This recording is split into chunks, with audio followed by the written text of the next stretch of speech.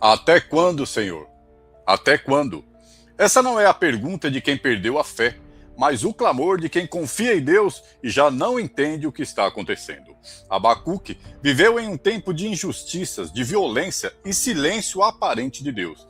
E a resposta que recebeu foi ainda mais difícil de aceitar. Porque, às vezes, quando esperamos explicações, Deus nos chama a confiar. E quando esperamos alívio imediato, Ele nos revela que continua no controle, mesmo em silêncio.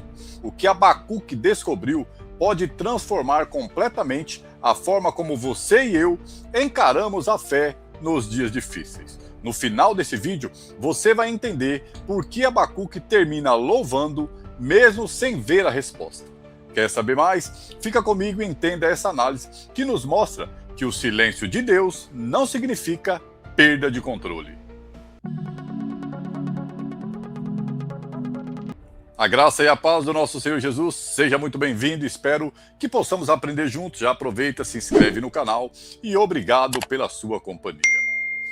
Quando Deus parece em silêncio, será que Ele deixou de agir? Ou está preparando algo que ainda não conseguimos enxergar? Daqui a pouco você vai entender por que a resposta bíblica para isso é mais profundo do que o que você imagina. Nesse vídeo, seguimos a nossa série nos livros dos profetas menores. E hoje veremos Abacuque, um profeta diferente. Ele não começa falando ao povo em nome de Deus. Ele começa falando com Deus em nome do povo. O livro não começa com uma profecia, mas com uma pergunta angustiada. E essa pergunta revela algo que muitos cristãos nunca perceberam. Não começa com julgamento, mas com perplexidade. É o retrato de um servo fiel tentando entender o agir divino em tempos de caos. Seu relato não nasce de uma revelação triunfante, mas de uma pergunta que atravessa gerações. Até quando, Senhor? Talvez você já tenha feito essa pergunta em silêncio. Isso é compreensível. A fé não elimina as perguntas, mas nos ensina a confiar em Deus, mesmo quando as respostas ainda não chegaram. O até quando, Senhor, é respondido como até que a fé amadureça para confiar, mesmo sem ver.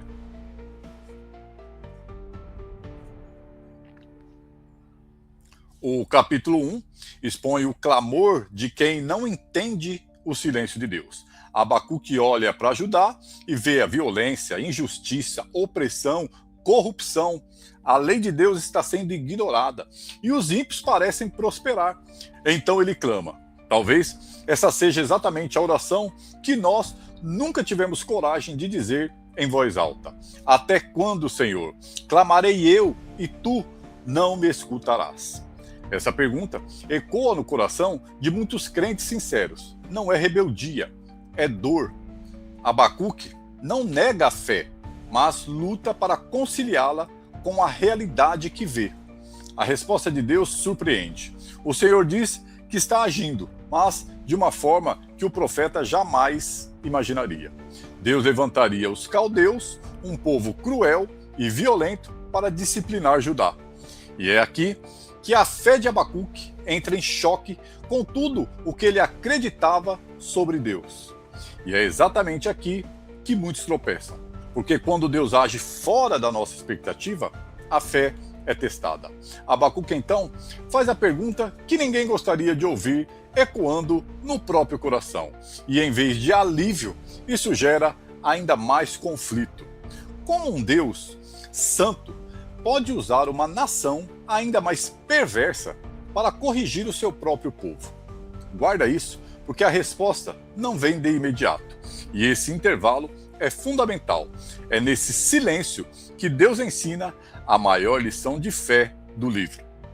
Aos olhos humanos, isso parece incoerente, mas Deus não responde explicando tudo. Ele revela algo maior. A sua soberania não está limitada à lógica humana.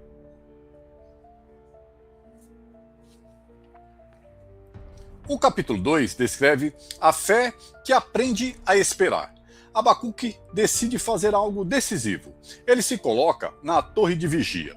Em outras palavras, ele escolhe esperar. Não passivamente, mas com uma expectativa espiritual. É ali que Deus fala uma das declarações mais centrais de toda a Escritura. Essa é uma das frases mais importantes de toda a Bíblia e talvez uma das mais mal compreendidas. O justo viverá pela sua fé. Essa frase atravessa os séculos, ecoa no Novo Testamento e se torna fundamento da doutrina da justificação pela fé. Em meio ao caos, Deus não promete respostas rápidas, mas chama o justo a viver pela confiança e não pelas circunstâncias. Deus então pronuncia 5 ais contra a Babilônia. Ele deixa claro que a Babilônia não ficará impune. O mal não terá a palavra final. Há um tempo determinado. E ainda que pareça demorar, ele se cumprirá, mostrando que, embora usada como um instrumento, ela também será julgada. Nenhuma injustiça passa desapercebido. O mal pode até parecer triunfar por um tempo, mas ele não permanece. Mas a maior resposta de Deus ainda está por vir. O capítulo termina com uma afirmação poderosa, uma declaração que muda completamente a perspectiva. O Senhor está no seu santo templo, cale-se diante dele toda a terra. Quando Deus está no trono, o silêncio não é ausência, é soberania. Talvez você esteja exatamente nesse ponto, entre a promessa e o cumprimento, entre a oração e a resposta. É aqui que a fé amadurece. No capítulo 3, temos o contraste da perplexidade à adoração. O capítulo 3 é uma mudança radical de tom. Abacuque já não questiona, ele ora. Já não protesta, ele adora. Ele relembra os feitos poderosos de Deus no passado, o êxodo, a libertação, a manifestação da glória divina. Mesmo sabendo que dias difíceis ainda viriam, o profeta chega ao ápice da fé bíblica. O que Abacuque diz a seguir redefine o que é fé verdadeira. Ainda que tudo falhe, a figueira não floresça, não haja fruto na vide, o gado desapareça dos currais, ele se alegrará no Senhor.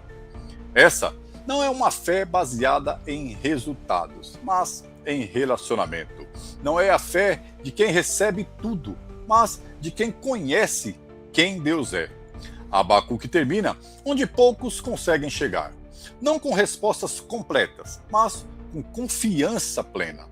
Ele aprende que Deus não muda mesmo quando o cenário muda, que o Senhor continua sendo força, mesmo quando o chão parece instável. Abacuque acaba entendendo algo que muda tudo. Deus não prometeu ausência de crise, mas presença fiel. Não prometeu explicações completas, mas sustentação suficiente. E talvez essa também seja a sua jornada. Ele começa o livro perguntando: até quando, Senhor? E termina declarando: o Senhor é a minha força. Essa é a jornada da fé bíblica. Não é eliminação das dúvidas, mas decisão de confiar mesmo com elas. E então, você sabia? Agora te convido a ler o livro completo e observar esses detalhes. No próximo vídeo, nós vamos avançar para o livro do profeta Sofonias e continuar entendendo como que Deus age mesmo em tempos difíceis. Você também pode assistir aos vídeos anteriores da nossa série sobre os profetas Naum e Miqueias. Eu vou deixar os cards aqui na tela e os links na descrição. E se esse vídeo falou com você, deixe um comentário e o seu like. O seu like ajuda o YouTube a entender que esse conteúdo é relevante e faz com que mais pessoas tenham acesso à palavra de Deus.